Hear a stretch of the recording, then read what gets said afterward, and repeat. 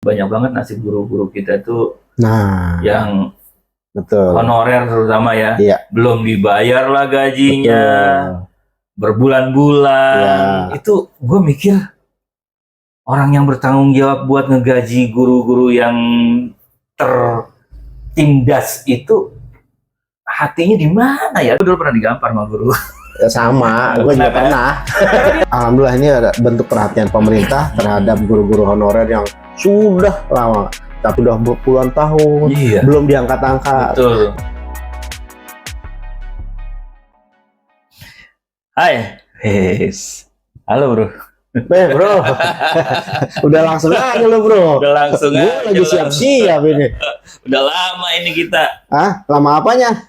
Iya, banyak teman-teman yang nanyain, kok Om Acep kemana gitu kan? Udah lama nggak ngonten gitu kan? Iya. Aku bilang, waduh dia sibuk banget nih, lagi betapa. Lagi underground dulu nih. Underground. Nih yang nggak diketahui sama teman-teman kita kan, Apa tuh? profesi lu di luar ICT Watch. Ah, masa sih? Iya, nggak semua tahu. Nah, nggak semua ternyata. Ya. Sampai Almas aja kan, hah, Om Acep guru toh? Iya toh? Iya. Sampai kayak gitu dia? Sampai kayak gitu. Kapan ketemu si Almas lo? Waktu di Bali bulan lalu. Oh, bulan lalu ya. Oh, yang lo bikin konten itu ya? Iya, Iya, lo podcastan sama sama dia. Almas. Yang perjalanan dia di Bajo itu ya? Betul. Naik motor. Oke. Oke. Nah, itu dia nanya gitu. Oh, ternyata nggak semua orang tahu kalau lo tuh sebagai guru gitu. Guru apa? Guru penerang dalam Hidup derita, jasamu tiada tara. Oh iya. Lagu apa tuh lagu itu? Agak gua himne guru gua baru apa? Guru menderita yang guru menderita. Ada yang menderita juga. Enggak semuanya. Lagunya apa ya bener? Guru menderita, penerang dalam derita. Kayaknya salah deh gue. Guru berita, penerang dalam gurita, jasamu tiada tara. Muridnya menderita diterangin sama gurunya mungkin gitu. Tapi Gitu, ada juga. Ada. Kalau himne guru kayak gimana tuh? Terpujilah. Kalau himne guru Itu biasanya bukannya guru, bukan pahlawan tanpa tanda jasa. himne guru Beda ya?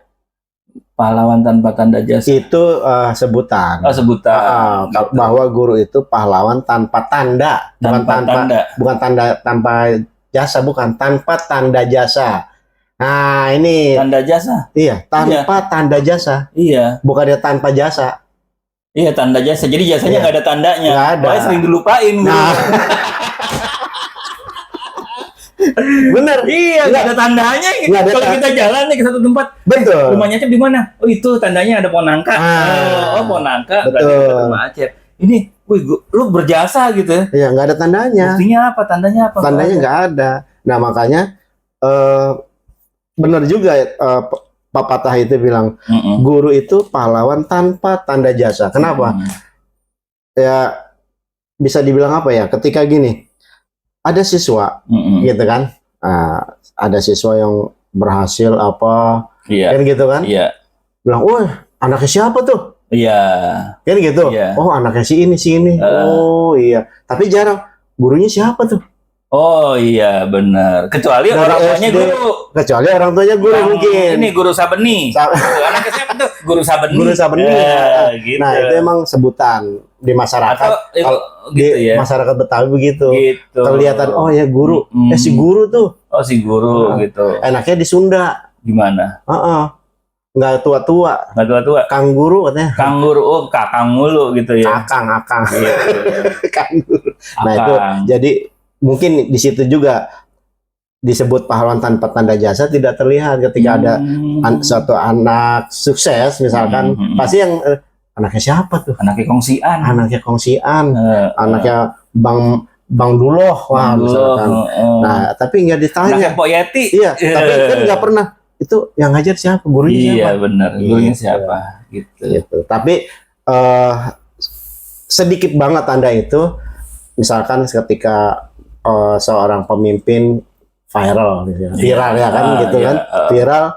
Wah, dulu kan mantan presiden Amerika sampai dibikinkan tugu di daerah Menteng kan. Oh, Barack Obama. Gitu, Akhirnya baru udah terlihat, oh ya dia dulu di mana? Sekolahnya di Menteng. Pernah di Menteng. Baru sedikit muncul, oh ya yang ngajar. Akhirnya baru ya itu pun gurunya, oh saya pernah ngajar dia. Iya. Nah, makanya kadang-kadang juga dimanfaatkan juga sama politikus.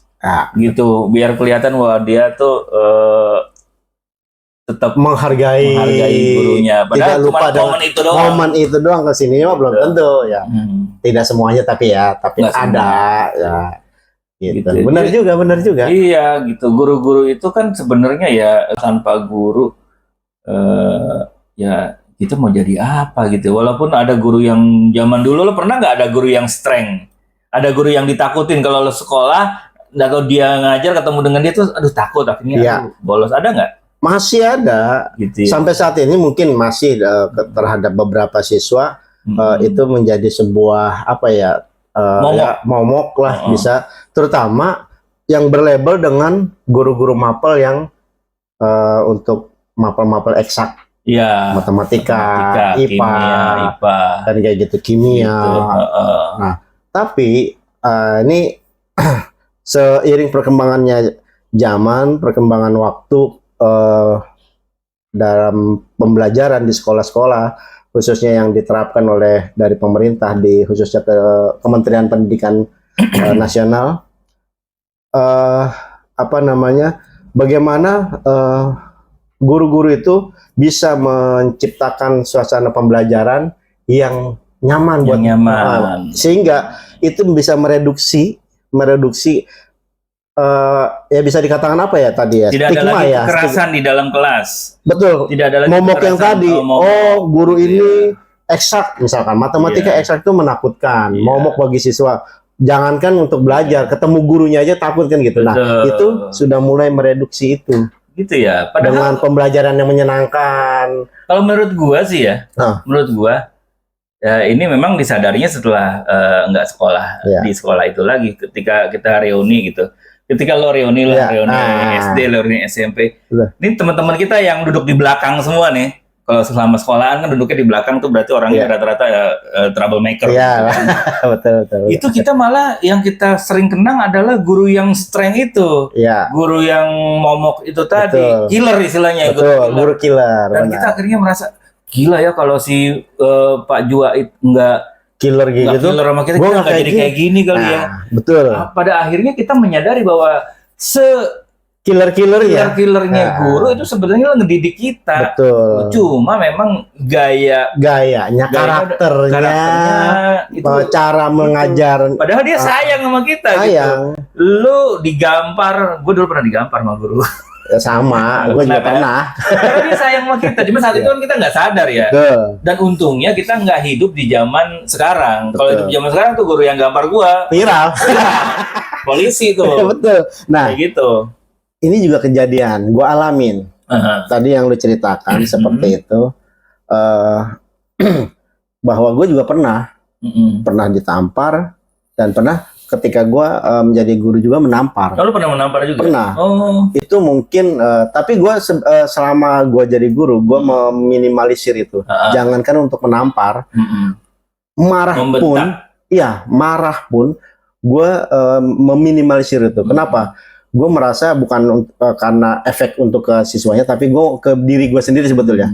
Kenapa? Karena ketika gue emosi, itu energi gue habis. Itu lebih baik gue tahan, meminimalisir, ya, bahkan kalau bisa meniadakan itu. Nah, pernah kejadian, makanya tadi kembali lagi gue pernah menampar itu karena mungkin sudah kayak efek puncak lah, puncaknya tidak bisa tertahan, gue menampar. Nah, dari kejadian itu banyak mungkin awal-awal gue berpikir ini murid dendam gak sama gue? Adalah pertanyaan dalam hati, tapi alhamdulillah. Mungkin kayak tadi yang lu sampaikan, di setiap reuni itu ada pembahasan kita lah. Kita dibahas, ternyata dia dulu killer itu ternyata gue jadi begini, gue jadi bagus. Nah, alhamdulillah gue juga merasakan anak-anak yang bermasalah sama gue, gue itu ya, gue pernah nampar kah atau pernah galak atau apa. Ketika ketemu lagi, alhamdulillah nggak ada itu yang menghindar, malah kayak mereka welcome banget gitu ya. Kangen, kelihatan kangennya gitu ya. Kangen. Kedua mungkin ya gue nggak tahu karena belum pernah survei, mungkin mereka tadi yang lu bilang menyadari ternyata si bapak ini, si ibu ini dulu pernah galak sama gue, tujuannya begini biar gue ini jadi orang menjadi lebih baik, tidak melakukan hal itu lagi gitu loh. Nah alhamdulillah selama gue sampai saat ini, apa yang pernah gue lakukan di masa lalu itu nggak pernah misalkan ada siswa yang balas dendam, bapak dulu yang nggak ada, alhamdulillah. Ada, ya? Tapi ketika ketemu mereka baik, malah justru lebih akrab. Anak-anak yang begitu ketika ketemu sudah lulus, entah dia lulus SMA, entah dia sudah bekerja, ketika ketemu mereka alhamdulillah tuh tidak ada kayak ya istilahnya, mungkin insya Allah itu mereka menyadari yang seperti udah sampaikan tadi ketika Riawani cerita, iya ya gila nih. Iya ternyata ya. Dan jadi guru itu nggak gampang, Bos. Kan gue juga pernah ya jadi guru ya. Nah, 4 tahun tuh. Aduh. Nah, ini juga berat banyak banget. yang nggak tahu sisi lain dari sisi lain sohib gua. Sisi lain dari sini ada sini. Aduh. Ternyata ini juga guru, walaupun kita juga pernah guru dalam lingkup formil. Iya. Di sebuah pesantren di SD juga pernah. Di SD juga. Tapi sekarang pun lu bisa jadi seorang guru kehidupan bagi gua. Serius? Kayak buku gue nih. Guru kehidupan dalam arti gini. Ya kita ya lu sama gua selama ini kan berkegiatan di ICT ini kan. Iya. Secara tidak langsung lu kan guru. Iya, kita sharing ya kan, sosialisasi. Betul. Cuma bentuknya beda. Tidak di ruang formil gitu. Jadi di kelas-kelas kelas-kelasnya tidak resmi. Kedua audiensnya, kalau gua kan audiensnya ya udah kelas 8, kelas 7 atau kelas 9. Tapi kalau lu kan lebih luas gitu. Dan beragam. Guru juga. Iya sih, sebenarnya pada dasarnya kita orang yang messenger. Menyampaikan pesan gitu. Penyampai pesan. Dan memang nggak gampang ya, kita kadang harus benar-benar jaga-jaga emosi terutama. Gitu. Apalagi sekarang, ya mohon maaf, guru-guru sekarang itu tidak bisa menerapkan apa yang pernah diterapkan oleh guru-guru zaman dulu. Zaman berubah. Kesadaran orang, standar orang terhadap apa ya istilahnya ya, lingkungan belajar pun berubah gitu. Itu sejalan dengan apa yang dikatakan oleh sahabat Nabi. Apa tuh? Ali bin Abi Thalib. Didiklah anakmu sesuai dengan zamannya. Oh iya. Artinya anak-anak sekarang, walaupun misalkan gue, lo misalkan dulu pernah dididik oleh orang tua dengan begini-gini, akhirnya kita jadi begini. Tapi ketika itu diterapkan ke anak kita belum tentu kompatibel. Belum tentu kompatibel, belum tentu sesuai. Gitu, makanya relevan banget. Padahal Ali bin Abi Thalib mengatakan berapa ribu tahun. Istilahnya kan, tapi relevan sampai sekarang. Didiklah anakmu sesuai dengan zamannya. Berarti memang dari setiap negara ini harus memang selalu bisa membuat guru-guru yang aktif itu selalu memahami bahwa lu ngajar untuk anak yang zamanannya beda sama lu. Nah itulah makanya ada program-program kayak apa tadi yang lo ikutin, PPG ya? Pada PPG itu apa? Pendidikan profesi guru. Wah itu berapa bulan lo? Gua kebetulan 3 bulan. 3 bulan ya. Itu yang lo dapetin apa aja sih di PPG itu? Kalau PPG terfokusnya bagaimana kita mengajar. Memberikan metode pengajaran, pembelajaran terhadap siswa. Yang tadi yang gue bilang, bagaimana pembelajaran itu nyaman. Akhirnya yang tadinya dari beberapa mapel yang dianggap menakutkan, menjadi momok atau menjadi mencap seorang guru jadi killer, ini bisa terkikis.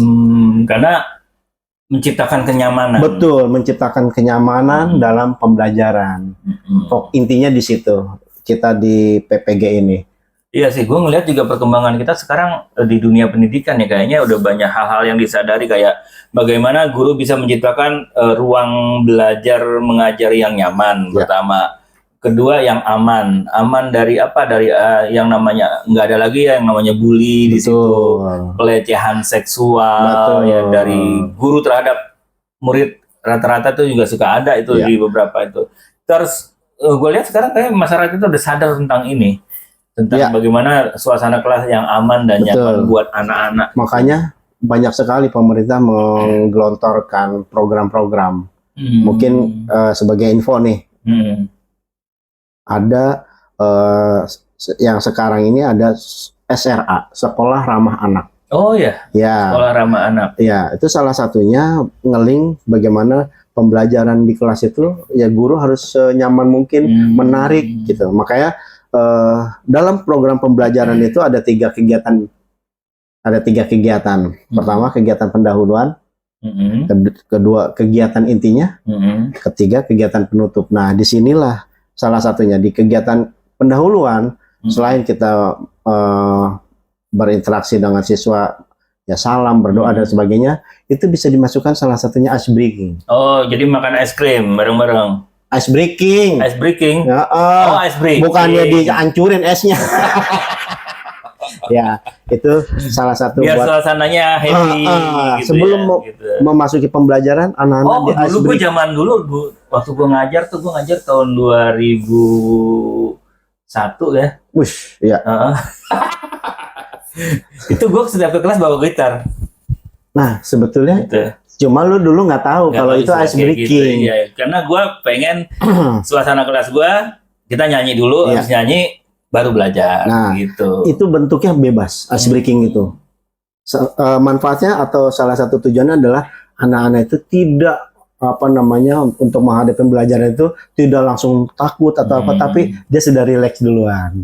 Terutama mungkin ini bisa jadi strategi untuk mapel-mapel tertentu yang tadi dianggap anak-anak itu mapel-mapel menakutkan itu ketika diadakan ice breaking itu anak itu mungkin bisa terlupakan. Oh iya, tadinya kalau tidak ada ice breaking langsung materi, waduh, akan berhadapan rumus misalkan gitu kan, menghitung ini bagaimana, tapi ketika ada ice breaking lebih cair, anak itu lebih terasa kalau nyaman. Esnya nggak di breaking nggak cair sih. Nggak cair, betul. Beku. Di breaking, esnya biar nggak beku, biar cair. Gitu. Betul. Iya sih dulu gua itu yang gitar yang gua bawa bikin kartu. Iya, nah itu salah satu ya banyak bentuk cara ice breaking itu. Zaman sekarang malah lebih gampang ya. Kalau zaman dulu gua tuh bikin kartu kuis, bikin beberapa kartu karena gua belajar materi gua bahasa Indonesia ya. Iya. Gitu, guru bahasa Indonesia. Nah, gue bikin kartu-kartu kuis. Jadi ketika masuk, wah yuk kita main kuis lagi. Anak-anak juga nanyain, Pak, main kuis dulu. Iya dong. Dan sebelum sesinya selesai, kita lanjutin lagi di hari besok kuisnya. Jadi gitu anak-anak. Nah, zaman sekarang gue ngeliat kan banyak banget ya. Guru masuk lo bisa main Kahoot. Nah, itu juga salah satu bisa main kuisis ya, tapi itu kalau untuk kayak Kahoot, kuisis itu selain ice breaking dia juga bisa dimasukin materi. Iya, kayak gitu. Bisa dijadikan apersepsi. Persepsi itu apa tuh? Apersepsi dalam pembelajaran itu ada di dalam kegiatan pendahuluan. Mengingat kembali, reminder materi sebelumnya. Nah, bisa jadi dengan ice breakingnya dimasukin apersepsinya melalui kuisis atau Kahoot itu materi sebelumnya. Ingat nggak nih materi sebelumnya nih? Nah, jadi gue juga suka ngasih reminder tuh ke teman gue. Katanya hari ini mau bayar utang. Iya. Itu reminder tuh. Iya. Beda tapi kegiatan ini pesan sponsor buat yang barusan. Iya, kegiatan inti. Iya, sering banget. Kegiatan pendahuluannya itu reminder ya. Reminder buat lo ingat utang lo sama yang catur gitu. Iya. Lu jadi kesono-sono. Iya, nggak apa-apa selingnya. Nah, jadi dibuat seperti itu. Nah, PPG itu salah satu programnya bagaimana guru bisa menciptakan suasana belajar. Setelah lo lulus PPG nih, yang lo dapetin apa? Semacam sertifikasi. Oh, sertifikasi berarti level lo udah standar ya? Iya, sertifikasi. Jadi memang gini, diharapkan seluruh guru yang ada di Indonesia ini dia harus ikut program ini. Jadi ada standarisasi standar pengajaran. Betul, standar pengajaran atau guru itu harus punya sertifikat, sertifikat pengajar melalui program PPG ini. Jadi ya bisa dikatakan ketika lulus PPG itu guru itu udah mempunyai sertifikat pendidik sebagai pendidik profesional. Oh gitu. Itu bisa diikutin oleh semua guru, baik swasta maupun negeri. Betul. Oh, bayar nggak? Itu alhamdulillah sudah di cover oleh pemerintah. Oh, negara mengcover itu ya. Betul. Oh. Karena memang ada PPG, negara kita. Iya, PPG kebetulan ini kan membutuhkan biaya yang besar. Alhamdulillah. Iyalah, guru banyak. Ini ibaratnya guru-guru yang dapat program PPG ini seperti beasiswa lah. Oh, gitu. Kita dibiayai oleh pemerintah, kita ikut nih. Karena memang ada perjanjiannya. Kita harus benar-benar mengikuti ini. Kalau kita tidak mengikuti sampai tuntas, tidak komit, itu ada sanksinya, harus mengembalikan uang itu. Oh iya, perlu juga sih, karena ini kan program serius ya, untuk meningkatkan, bukan cuma melihat dari sisi kemampuan gurunya mengajar, tapi ngelihat dari, kalau gue sih ngelihat dari dampak anak-anak yang kita ajar di masa depan. Betul. Harusnya guru-gurunya melihatnya ya minimal kualitasnya meningkat lah. Gitu. Setelah lo lulus PPG, ada lagi nggak proses sertifikasi berikutnya? Kalau sertifikasi untuk kependidikan hanya di PPG aja, tapi ada beberapa program yang bisa diikuti oleh guru untuk meningkatkan kapasitas dia sebagai pengajar. Selain PPG ada guru penggerak. Oh, guru penggerak. Itu sama, ya. Jadi CGP, calon guru penggerak. Calon guru penggerak, CGP. Ya, dia harus mengikuti seleksi sebelumnya. Jadi sebelum ikut itu maksudnya guru nggak bisa diem ya, bergerak. Ya.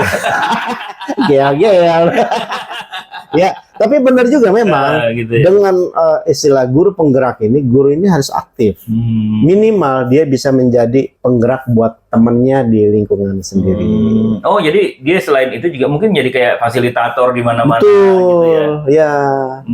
Minimal dia jadi tutor sebaya lah dengan temannya di sekolah, bisa menggerakkan, minimal termotivasi lah. Jadi motivator sesama teman sejawatnya ya, betul. Gitu ya. Oke, keren ya. Ini program ya gue baru tahu sih setelah gue meninggalkan dunia keguruan secara formal gitu kan. Oh ternyata ya ada perkembangan menarik lah. Karena kan kalau gue lihat yang namanya guru ya itu seperti yang gue nyanyiin tadi, guru menderita penerang gulita. Penerang dalam gulita. Gitu. Gue juga lupa tuh judulnya apaan itu ya? Iya, jasamu tiada tara. Jasamu tiada tara. Nggak ada yang bisa membandingkan jasanya guru gitu ya. Gitu. Cuma kan persoalannya, banyak banget nasib guru-guru kita tuh yang honorer terutama ya, belum dibayar lah gajinya. Berbulan-bulan. Itu gue mikir orang yang bertanggung jawab buat ngegaji guru-guru yang tertindas itu hatinya di mana ya? Atau masalahnya apa sih? Kenapa bisa nggak sampai terbayar gitu loh? Nah, yang gue lihat gini ya, salah satu yang dilakukan oleh pemerintah untuk bagaimana tadi ya, banyak guru-guru yang masih memiliki penghasilan yang masih minim, terutama yang honorer. Gitu. Nah itu adanya program P3K itu. Pertolongan pertama pada kecelakaan. Bukan. Apa tuh? P3K itu pegawai pemerintah dengan perjanjian kerja.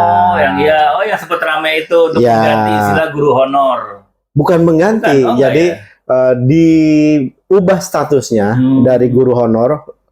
Sekarang udah nggak ada honor lagi, namanya GTT, guru tidak tetap. Guru tidak tetap. Kalau pegawainya PTT, pegawai tidak tetap. Nah, itu pengganti honorer. Nah, GTT, PTT itu juga akan jadi P3K melalui seleksi.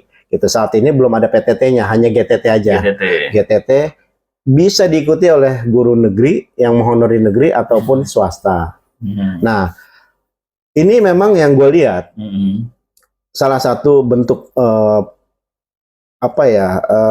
satu bentuk ini pemerintah lah seperti membantu lah, bantuan pemerintah bagaimana guru-guru honor. Kan banyak guru honor itu yang sudah puluhan tahun belum diangkat-angkat. Nah, akhirnya kalau memang diangkat sebagai ASN itu kan agak berat, makanya dibikinlah P3K ini. P3K itu pegawai pemerintah dengan perjanjian kerja P3K. Perbedaannya sebetulnya hampir sama, ASN dengan ASN P3K dan PNS P3K. Bedanya hanya tidak ada tunjangan pensiun. Oh, hanya nggak ada pensiun. Nah, tapi kesini alhamdulillah sudah diputuskan juga bahwa P3K dapat pensiun. Nah, disitulah pemerintah bagaimana bisa meningkatkan kesejahteraan guru, meningkatkan kesejahteraan guru-guru honor yang GTT itu dengan menjadikan mereka jadi P3K melalui tes. Tapi ya, tapi yang gue lihat ketika program P3K ini diluncurkan, banyak guru-guru yang sudah senior itu udah puluhan tahun mengabdi, banyak yang tidak lolos karena memang terkendala dengan hasil tes mereka yang gagal. Iya, guru-guru yang yang generasi baby boomers, itu harus mengikuti standarisasi tes kalangan milenial. Nah, makanya tidak heran ketika P3K ini banyak diisi oleh generasi milenial. Terutama memang ketika tes itu ya menggunakan teknologi yang secara tidak langsung guru-guru senior baby boomers ini nggak akan nyandak, nggak akan ke solusinya gimana buat guru-guru baby boomers nih ya? Walaupun ya sudah dibantu dengan jadi ketika tes P3K itu harus ada standar nilai yang dicapai. Yang mereka capai, standar minimal. Ada seperti diberikan kelonggaran ya untuk yang senior, permakluman, kelonggaran untuk yang senior, dia dapat afirmasi. Usianya yang sudah sekian tahun dapat afirmasi, nilainya berapa. Atau dia sudah sertifikasi guru, sudah pernah ikut program PPG, dia dapat ada sertifikasi gurunya, dia sudah dapat langsung lolos. Oh gitu. Karena nilainya tinggi. Dia menjadi ada afirmasi nilainya. Itu untuk membantu guru-guru yang generasi baby boomers itu. Beda dengan yang milenial, dia murni ya harus wawancaranya nilai harus sekian, pengetahuannya harus sekian, tidak ada afirmasi lah. Betul. Gitu. Makanya ya perlu dibantu ini generasi boomers ini guru-guru ya, karena bagaimanapun ada memang beberapa orang dari baby boomers yang memang melek teknologi, tapi kan ada juga yang nggak melek teknologi dan ya bagus lah kalau ada program. Gaptek ya, masih pada gaptek. Ya menurut gue sih alhamdulillah ini ada bentuk perhatian pemerintah terhadap guru-guru honorer yang sudah lama. Tapi dilemanya lagi kadang-kadang. Dilemanya apa? Ketika dia sudah tua, alhamdulillah lolos. Masa kerjanya cuma 2-3 tahun lagi pensiun. Oh iya. Ini kejadian ada di tempat gua. Tapi dia dapat uang pensiun nggak? Dapat, insya Allah. Karena sudah diketuk palu undang-undangnya. Kasian banget loh, orang udah tua diketuk. Palunya diketuk. Oh palunya, bukan palanya. Bukan. Nah, alhamdulillah sudah ketuk palu bahwa P3K dapat pensiun. Oh gitu. Tapi nggak tahu realisasinya seperti apa. Nah, ini kejadian ada di tempat gua. Oh ada. Dia P3K pertama. Angkatan pertama. Jadi P3K ini udah angkatan ketiga. Oh, udah angkatan ketiga. Jadi angkatan pertama. Dia bakal bentar lagi pensiun dong. Kebetulan ketika dia diangkat P3K usianya sudah 50 berapa ya, dia akan pensiun 3 tahun kalau nggak salah, 3 tahun apa 2 tahun lagi. Nah, tadi yang gue bilang, di sisi lain usianya sudah bertambah, akhirnya ketika dia diangkat, ya alhamdulillah sih bisa merasakan dia menjadi pegawai pemerintah, walaupun hanya beberapa tahun dia harus pensiun. Gitu ya. Ya, itu salah satu ya bisa dibilang dilema atau enggak ya, pokoknya dia sudah berharap istilahnya, tapi alhamdulillah hanya menjalankan tugas beberapa tahun dia harus pensiun. Gitu ya. Ya mudah-mudahan sih ya guru-guru kita itu bukan, maksudnya mudah-mudahan pemerintah kita ini kan kita mau ganti presiden nih 2024 nanti. Ya mereka kan masing-masing calon 1, 2, 3 itu ya punya janji-janji terhadap guru, janji-janji terhadap murid, ya yang ada yang janjinya ngasih tunjangan, ada yang gajinya sekian juta, ada yang janji ke lingkungan pesantren akan dimakmurkan lah pesantren. Kayak banyak banget ya janji-janji capres ini. Nah, ya biasanya tuh kan, tapi cuma nggak keluar pada saat debat itu. Nah itu dia, nggak keluar. Cuma ya gitu, biasanya kan janji-janji tinggal janji, bulan madu hanya mimpi. Nah, kayak lagu siapa tuh ya? Dian Piscesa. Dian Piscesa ya, iya benar. Janji-janji, tinggal janji, bulan madu hanya mimpi. Ini lagu favoritnya Gustaf Kamandrom nih. Oh, Hari Rusli. Gustaf Hariman. Hariman. Gustaf, ya. Iya, Kang Gustaf. Lagu favoritnya dia. Iya, ketahuan umur ya. Karena dia sering banget dikasih janji-janji palsu. Yang sabar ya Kang Gustaf. Kayak gitu. Ya. Oke deh teman-teman, mudah-mudahan obrolan kita ini bikin kerinduan teman-teman duet gua sama Acep tuh terbayar lah sementara gini ya. Siap. Oke, makasih. Siap. Ketemu lagi kapan-kapan di program kita yang lain. Apa tuh?